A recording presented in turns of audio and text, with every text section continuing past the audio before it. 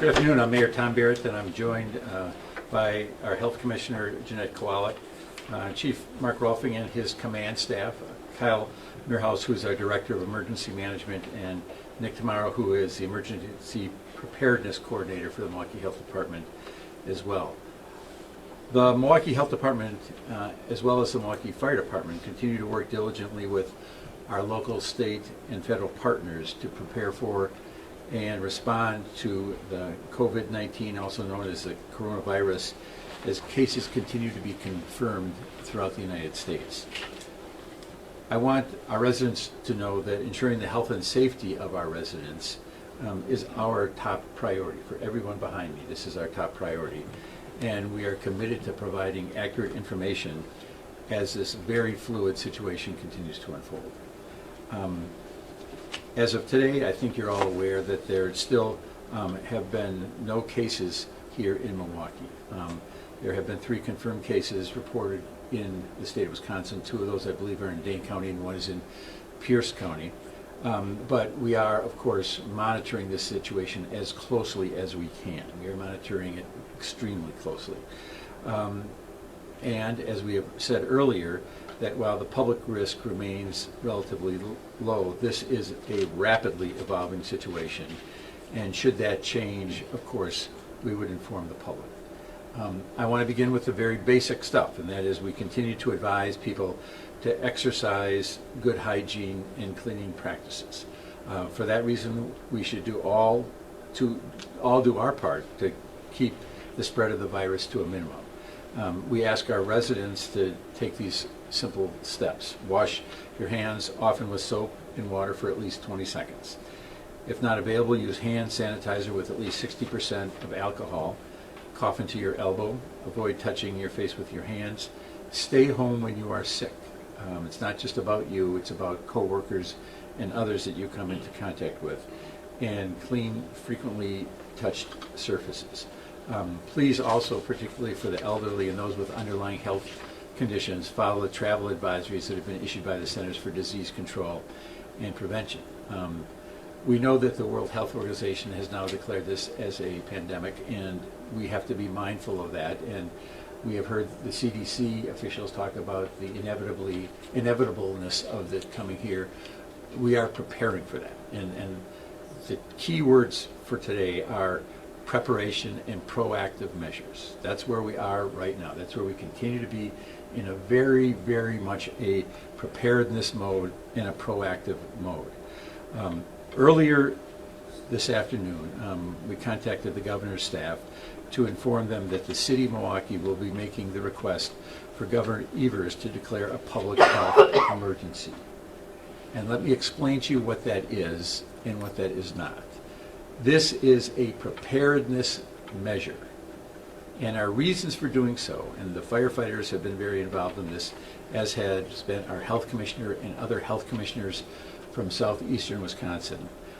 So please listen carefully to this. It's to open the door for federal resources so that we can ensure our health care and public safety officials will have the personal protective equipment they need to continue to serve the residents of Milwaukee. So this is very much, again, preparedness. This is a proactive measure. And we are doing so to ensure our public health officials and public safety officials have the equipment that they need. There are federal stockpiles of equipment. And in order to gain access to those federal stockpiles of equipment, we need to have this declaration, this state declaration. We feel that our firefighters and our first responders have what they need now. But again, in the hopeful, never happening situation where there is a massive demand, we want to make sure that we are prepared to meet that. And the health commissioner and perhaps the fire officials can talk about that as well. We are also being very proactive in ramping up our lab's capacity. We will be ready to increase testing as soon as more kits are available. Our lab is ready. We will test multiple batches a day and run a 24-hour, 7-day-a-week operation. To me, testing is very, very important. When I look around the globe, when I look at other parts of the country, in particular, where testing has not been done, there have been problems. Where testing has been done, there seems to be a better response to this. So I am going to continue to be as proactive as we can be here to try to get more testing capacity. Again, in the state of Wisconsin, there are two two governmental testing sites. One is Madison and the state Department of Health, and here it's our Department of Health as well. I know that there are now some private testing operations in place, but in terms of the public ones, it is Madison and here. I believe we need a lot more testing capacity. And again, it is my hope that we never use that testing capacity, but we want to have that. In addition, I want to inform the public that by the end of the week, we will be staffing a healthcare hotline that will allow individuals to call and talk to public health nurses specifically trained to answer questions about the virus and have detailed messaging regarding coronavirus. We'll have more information on the hotline tomorrow and Friday. Again, I want to stress our emphasis is on preparation and it's on being proactive. We've also stressed, and we've had numerous meetings over the last week, how important it is internally to have as much communication, coordination, cooperation, and collaboration as possible. We've been in contact with county officials as well as state officials and federal issues. But I think what you're seeing is the competence not only from the healthcare officials but from our fire department officials who understand the seriousness of the situation that we are facing right now. So I want to thank all of them for the work they have done over the last week, and we don't know what's going to come next, but we want to make sure that we're prepared. And with that, I'm going to turn over to the Health Commissioner. Thank you. Thank you, Mayor Barrett. Good afternoon, everyone. As noted, now this is considered a pandemic. So we continue to take measures to prevent the spread of disease in our community. COVID-19 again, so coronavirus, also known as COVID-19, is what we're talking about here. And as of this morning, we are dealing with the situation here in the United States where we continue to see more and more cases. The CDC reports that there are 938 cases in the country, and that covers 39 states, including the District of Columbia. There's 29 deaths at this point in time. Again, that's according to the CDC. We also look at the Johns Hopkins University tracker map, and according to Johns Hopkins, there's more cases. So there's 1,135 across the country, and there's 32 deaths at this point in time. The reason why I'm mentioning this distinction between the CDC and Johns Hopkins is just to show you that the health department is very invested in learning more about what this situation is about. So we're looking at credible sources of information. Sometimes academia can provide a little bit more insight versus the federal as information's being funneled to them. So we want to make sure that we are having the most accurate information. I also want to highlight what the symptoms are of this disease, because as we continue to learn more and more about some misinformation that's happening in the community, we want to be sure everybody knows what this looks like. So just as any other viral illness, symptoms may appear in 2 to 14 days after exposure. Symptoms can be mild, cold-like or flu-like symptoms, and these symptoms include fever, cough, shortness of breath, and difficulty breathing. The respiratory distress aspect of this is what is very concerning for individuals over the age of 60, as well as those with underlying health conditions. Again, the spread of this disease right now is being classified as droplet versus airborne, which is a distinction between COVID-19 and influenza. COVID spreads from person to person between people who are in close contact with one another, and we're looking at 6 feet as a distance there. So when we continue to receive requests about canceling public events and making recommendations, this is some of the concern, because as you know, various events, whether it be faith-based, whether it be sporting events, whether it be movies or anything like that, you're going to be more closely together. At this point in time, the Milwaukee Health Department is not issuing formal guidance on closures. We're deferring guidance to the business owners or whoever is organizing the event. We are coordinating with the state as well as other local health officers in the region to determine the criteria for closures as we continue to evaluate the situation here in Wisconsin.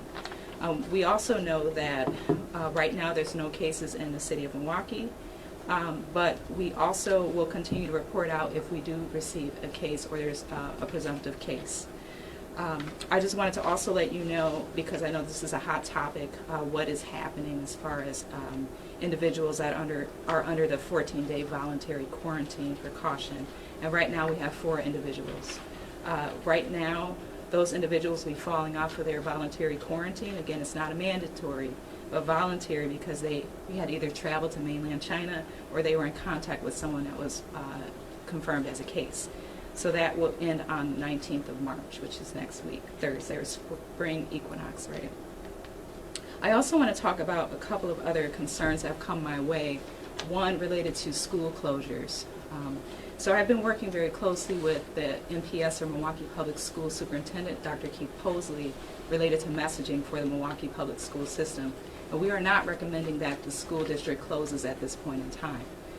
The universities, they're using different guidelines or business decisions to decide what they want to do. And that, again, is their prerogative at this point in time. We're not mandating closures.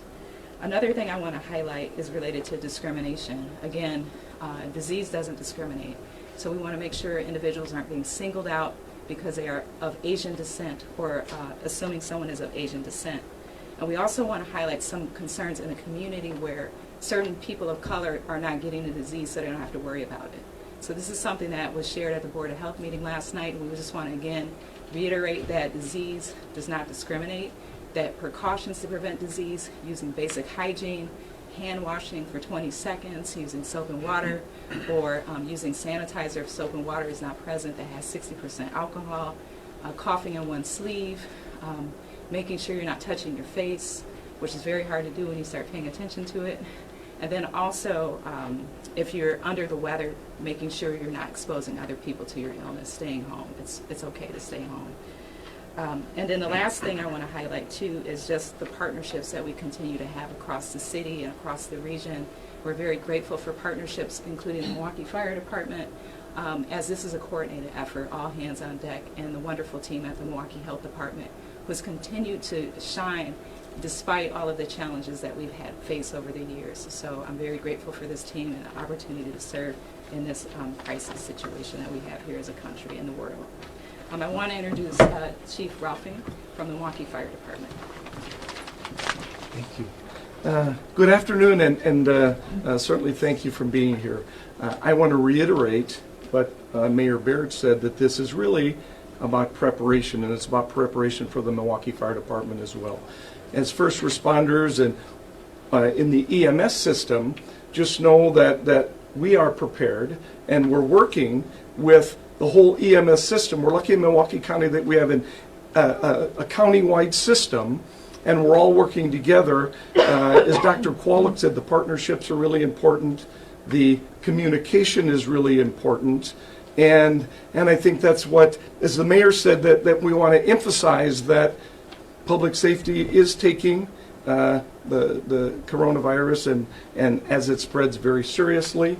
And we are preparing for whatever might come ahead, whatever might happen. I think it's important to say that right now we don't have a 9/11 emergency. And as the mayor said and Dr. Kwolek said, do those things as an individual, as a family, as a parent, to protect yourself, washing hands, staying away from people, coughing, keeping that 6-foot distance. That really matters when it comes to how the coronavirus spreads. So I would ask everybody to take care of themselves and know that in the city of Milwaukee, your EMS system and your public safety team are working hard to be ready for whatever might come our way with this coronavirus. Thank you. Any questions? Mr. Mayor, as we've been speaking here, the Wisconsin Health Department just announced 3 more cases confirmed in the state in Waukesha and Fond du Lac counties. Does it concern you, or maybe the commissioner can answer this, that it's getting closer to Milwaukee? Of course it concerns me greatly, and I can speak for the commissioner. I'm sure it concerns her as well as everyone behind me. And this is what, unfortunately, we expected. This is a situation where I would be the happiest guy in the world if I were wrong, that it never hit here. But I think it would be foolish for us to pretend that it's not going to hit here. And the fact that it's now in Waukesha County, earlier in the week I was talking about the number of cases in Chicago. That's why this preparation and being proactive is so important. I want us to get to the point where we can have a testing capacity here of 300 to 500 cases a day. And so that's going to take some work. Obviously, we're going to have to work closely with the federal and state governments to have that happen. But I think testing is very, very important. I think having the preparation, and we've been in contact with hospital officials, and we're going to continue to be in contact with them, and even more so, because that's a big part of what we're dealing with here as well. What is the testing capacity today? 25 to 30, I think is, yeah, 25 to 30 still. And that could change Mr. quickly. Mayor, Dr. Anthony Fauci was talking today on Capitol Hill about limiting any events with large crowds. Why is the St. Patrick's Day Parade still scheduled to go on? Do you have any power to cancel that? What do you think of that event going on this weekend? And the health commissioner can address as well. I was in contact with the lead organizer today about that, about what's going to happen. And as I said to her, this is a very fluid situation right now. So I can't make any guarantees. Again, we don't have any cases here, but as we stand here and learn that it's in Waukesha County, that's something that weighs heavily on us. And safety and public health is our paramount concern. Do you think it should still go on? Again, we will be discussing that. I'm sure that we will have more to talk about in the next, in hours, if not days. Who actually has the authority to shut it down? I believe it's best Yes. to look at Commissioner. Yes. Under state law, the health commissioner. And we should clarify this. Why don't you talk a little bit about your role as a city health commissioner, but also the responsibilities you have because of our relationship with the county. Yes. Okay, so again, state statute dictates who's responsible when there's a public health emergency. So it's state statute 252 that covers all of these responsibilities. And I'm not going to read it verbatim. I've done this in the past, but you can pull up 252 and see what's listed here. But the local health officer of each jurisdiction is responsible for managing the health and safety of the community. So depending if it's tuberculosis or COVID-19, whatever the case may be, whatever measures are that need to be enforced, that's the decision that I would make, an informed decision, again, in consultation with partners. Also, the other health officers in the area, we are in constant communication. So those other counties that were just listed, I am pretty confident that they will do a great job as far as making sure that the containment measures are in place, because they're very competent and experienced individuals. So as far as being able to make that decision, though, as far as like how do we move into actually shutting events down, right now we've been in the state of deferring conversations to businesses and organizers. So we have had conversations. Some have just canceled on their own, or not just canceled, rescheduled, right? I know others are concerned because of course there's a significant cost that is often tied to canceling, hotels and rental space and vendors and things like that. So we understand that there's some concerns about the economics of this, but my decision point or choice point is protecting the public's health. There's no dollar amount on that, right? So getting to that point of using these heavier measures of enforcing isolation, quarantine, closures, cancellations, that's something that would be considered. But at this very moment, this is not being issued in this community. Because they talk about flattening the curve of cases, right? Mm-hmm. And these drastic, sometimes considered drastic measures are what helps flatten that curve. And getting out in front of it, I think some experts have said, has been the right course of action. So things like Bucks games with no fans in the stands. The NCAA just said March Madness won't have any fans in the stands. Mm-hmm. How does that weigh into your decision, and how close are you to making a decision on whether these events should still go on? Yeah, we pretty much every day, multiple times a day, are in contact with partners related to developments. So there's new information that, just like now, we just found out about these additional cases in the state, that definitely impacts the timing of making various decisions. So, we would notify you if this is happening, if we're getting to the point of mandating closures. We also have to be in consultation with our city attorney, because there's legal implications for these things. Although state statute allows me to do this, we have to make sure we're doing it the right way, to also make sure we're diverting our resources to where they really need to be and not spending a lot of time in court. One other thing, too, that I want to mention about this is mainly the other health departments, health officers in the region, we want to be on the same page. So there's regular interactions and meetings that we have. So whatever I end up doing, most likely they will end up doing the same. So it will be a regional approach. If the governor declares a public health emergency, as you've asked, does that weigh in on making some of these decisions about events? I mean, for example, the elections are coming up. The president has said he's going to have a rally here next week. Those are all places. So a couple things. Again, the governor's declaration, my understanding, opens the door for us to get access to the federal stockpile. That's the purpose of that request. I think that's going to be important that we get that. I think that's very, very important. I want to stress for your question as well as your question, just how fluid the situation is. We have been in conversations since Sunday morning and even before that, almost constant conversations about how we respond, and there are so many different aspects of this, from our firefighters, from our Department of Public Works, from our elections, from our police department. And so we are going to do what is right for the public safety. That is what my assurance is to the people who live in this community. We are going to do what is right for public safety. And we are going to have a lot of cooperation. We're going to have a lot of communication. And I think that that's the best way for us to deal with this. All right, thank you very much. I had a question really quickly for Chief Rolfing and about first responders too. In Washington State, there was a number of issues with first responders coming in contact with these people and are now sick themselves. How are first responders ready to deal with maybe more cases here, and what preventative measures have you been taking? Well, and right now, remember that when it presents its basic life, it's what we would call BLS. And so, I mean, we have masks.